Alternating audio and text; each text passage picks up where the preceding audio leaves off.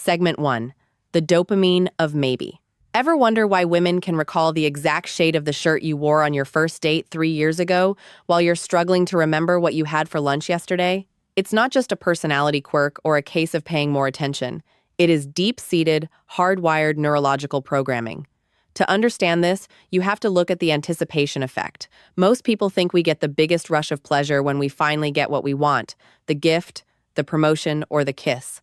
But for the female brain, the chemistry works differently. Research shows that a woman's brain often responds with far more intensity to the waiting than to the actual reward itself. The dopamine spike, that feel-good chemical that keeps us motivated, hits its peak during the build-up. Whether it's the week spent planning a vacation, the hours spent getting ready for a night out, or even the agonizing minutes waiting for a ping on her phone, the maybe is more powerful than the yes. For them, the journey isn't just a hurdle to get over. The journey is the experience. This explains why a chase or a well-planned surprise often carries more emotional weight than the destination itself. If the buildup is flat, the reward feels empty. When you understand this, you realize that the anticipation is the fuel that drives her engagement with the world. Segment 2. The loop of truth. Let's get real about how reality is formed. Women are statistically more susceptible to what psychologists call the Ellery truth effect. Before you jump to conclusions, understand that this has absolutely nothing to do with intelligence, logic, or being gullible. It has everything to do with how the brain handles pattern recognition. When a specific narrative, whether it's a standard of beauty, a piece of relationship advice, or even a toxic bit of negative self-talk, is repeated over and over, the brain stops questioning it. It starts to categorize that repetition as objective, undeniable fact. This isn't a glitch. It's an evolutionary survival mechanism. Thousands of years ago, being able to quickly pick up on community wisdom and social cues meant the difference between belonging and exile. In the modern world, however, this means the stories women hear repeatedly from the media, their social circles, or even a partner literally reshape their internal reality. They aren't just influenced by their environment, they are transformed by it. This loop of truth means that the messages a woman consumes don't just sit on the surface. They embed themselves into the very foundation of how she sees herself and the world around her. Segment 3. The mirror effect. The female brain is a biological masterpiece designed for hyperempathy. This is powered by something called mirror neurons. These are specialized brain cells that fire not just when you perform an action, but when you watch someone else do it. While everyone has them, women possess significantly more active mirror neuron systems. This means that if you are sitting across from her feeling stressed, anxious, or even incredibly excited, she isn't just noticing your mood. Her brain is literally simulating your emotional state within herself. This is what we call emotional contagion. It's the reason women are often the glue in social groups. They can sense a shift in the room before a single word is spoken. But there is a heavy price for this superpower. It's why toxic environments, negative people, or high-conflict relationships are uniquely and physically draining for women. They don't have the luxury of just witnessing negativity from a distance. They're neurologically living that negativity right alongside you. Their brains are reflecting your reality back to them in real time, making their emotional environment the single most important factor in their overall well-being. Segment 4. The reactance trigger. If you want to make an object, an opportunity, or even a person 10 times more desirable to a woman, simply tell her it's off limits. This isn't just playing hard to get or being contrarian. It is a powerful psychological phenomenon known as psychological reactance. Think of it as a highly defense system for the soul. At its core, reactance is a hardwired response to any perceived threat to personal autonomy or freedom of choice. The moment a woman senses that her options are being narrowed or that someone is trying to control her behavior, her brain triggers an intense motivational state to reclaim that lost ground. That forbidden fruit suddenly glows brighter because it represents her right to choose for herself. To understand why this is so potent, you have to look at the historical context. Because women have traditionally faced more social no's, more restrictions, and more that's not for you throughout history, their internal pushback has become finely tuned and highly amplified. When she feels her freedom is being restricted, her brain doesn't just register a mild annoyance, it shifts into high gear to reassert control. This is a biological drive for self-determination. It's not about being difficult or rebellious for the sake of it. It is a fundamental survival mechanism designed to protect her independence. When you understand this, you realize that respect for her boundaries and her freedom isn't just a courtesy. It's the only way to communicate without triggering this deep-seated defensive wall. Segment 5, the emotional hard drive. It's time to settle the tired debate about why women hold on to things or bring up the past. What many people mistake for a grudge is actually a highly sophisticated biological process called emotional memory encoding. The female brain is uniquely efficient at tagging emotionally charged events with powerful neurochemical markers. While a neutral event, like what you ate for breakfast on a Tuesday, gets filed away in the temporary folder and eventually deleted, anything wrapped in a strong emotion like joy, fear, or hurt gets saved to the permanent hard drive. This means that a specific argument from 2 years ago, or a thoughtless comment made months back, isn't being held onto out of spite. It is stored with photographic clarity, because in that moment her brain flagged it as vital information. This wasn't an accident of nature. It was a massive evolutionary advantage for ancestral women. The ability to navigate complex social hierarchies and remember exactly who was trustworthy or who posed a threat was essential for the survival of the community and her children. In modern relationships, this manifests as a high-definition record of every meaningful interaction. She isn't refusing to let go or trying to be stuck in the past. Her biology is simply keeping a record of things that moved her. When something carries emotional weight, her brain literally builds a stronger, more durable physical bridge to that memory. Understanding this changes the conversation. She isn't trying to win an argument. She is simply navigating the world with a much more detailed map than you might be using.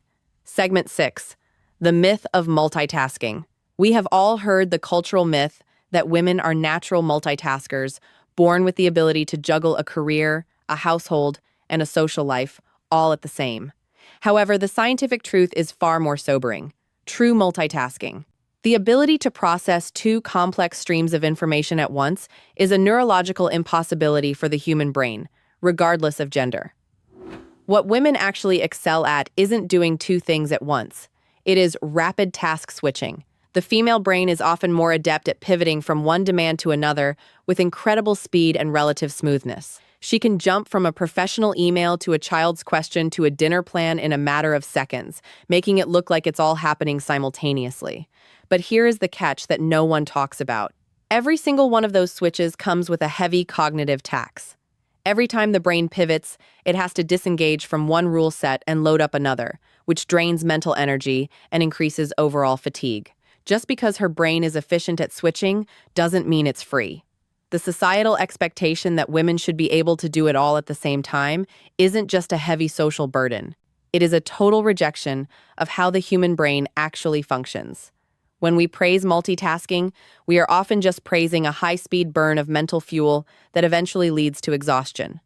Recognizing this allows for a shift in perspective. It's not about doing more at once, but about respecting the immense energy it takes to manage a world that never stops asking for a switch. Segment 7. The foot in the door strategy. In the world of persuasion and social dynamics, strategy is everything, and the foot in the door technique is one of the most effective tools for understanding female psychology.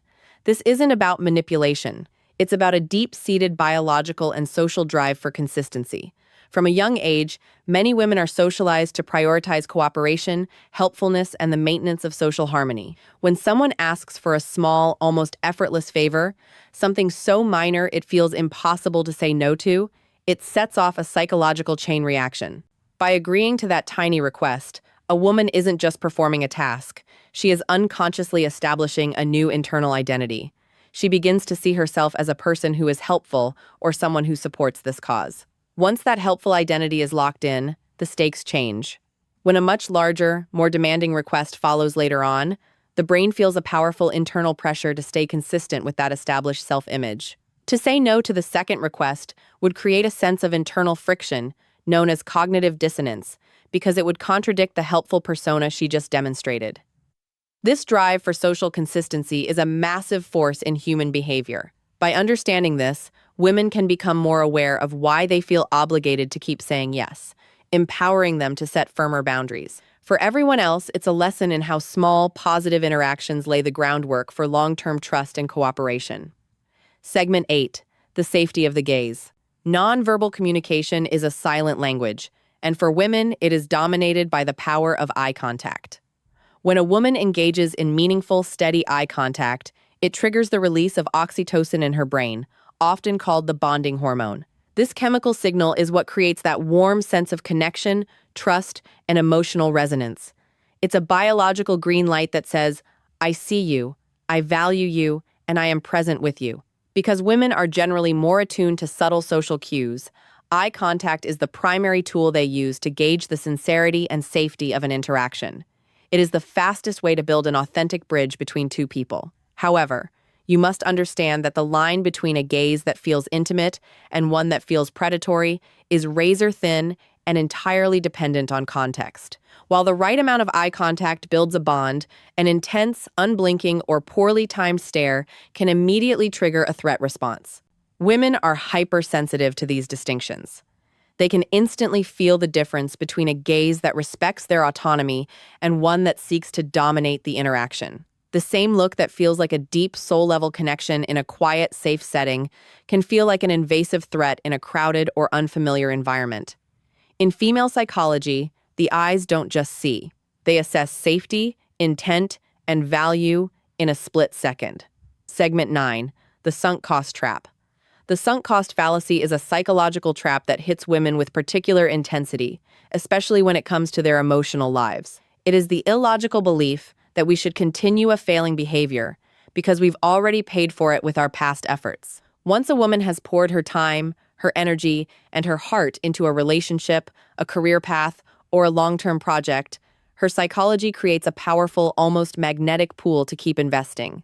Even when the situation has clearly turned toxic or dead-end, the brain starts telling a dangerous story. I can't leave now. I've already put 5 years into this. Or if I walk away, all that emotional work was for nothing. This feeling of wasted investment is what keeps people stuck in cycles that no longer serve them.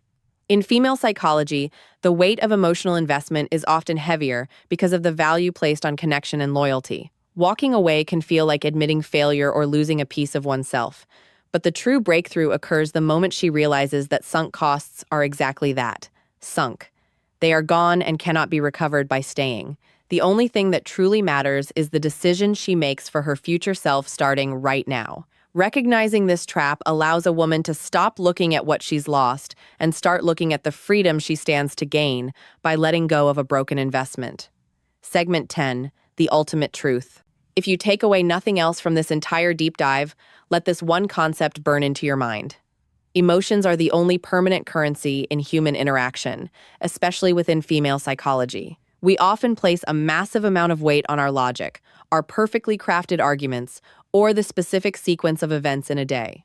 We think that if we can just explain our side well enough, or if the facts are on our side, that's what will stick. But the biological reality is that a woman might forget the exact words you spoke. She might lose the thread of your logic, and she might even forget the specific actions you took. However, she will never ever forget how you made her feel in those moments. That emotional imprint is the only part of the experience that has a permanent home in her brain. This happens because emotional resonance is the primary filter for what gets encoded into the long-term memory banks. While the analytical parts of the brain are busy processing data, the emotional center, the limbic system, is deciding whether or not this moment is worth keeping. When a moment is charged with genuine care, safety, or respect, its size creates a high-definition neurological bookmark. Conversely, a flash of thoughtlessness, a dismissive tone, or a breach of trust creates an equally sharp, painful marker. The feeling doesn't just accompany the memory. For the female brain, the feeling becomes the memory. It is the lens through which every single future interaction is viewed. Understanding this truth changes the entire game of communication and connection. It means that you cannot logic your way out of an emotional wound, and you cannot replace a lack of presence with expensive gifts or grand gestures. If the underlying emotional frequency is off, the brain registers a system error. But when you prioritize the emotional experience, making sure she feels heard, secure, and valued, you are building a foundation of loyalty and trust that is physically wired into her biology. This memory of how it felt dictates the level of intimacy, the ease of future conversations, and the strength of the bond. In the end, the facts fade, but the feeling remains as a permanent roadmap for the relationship.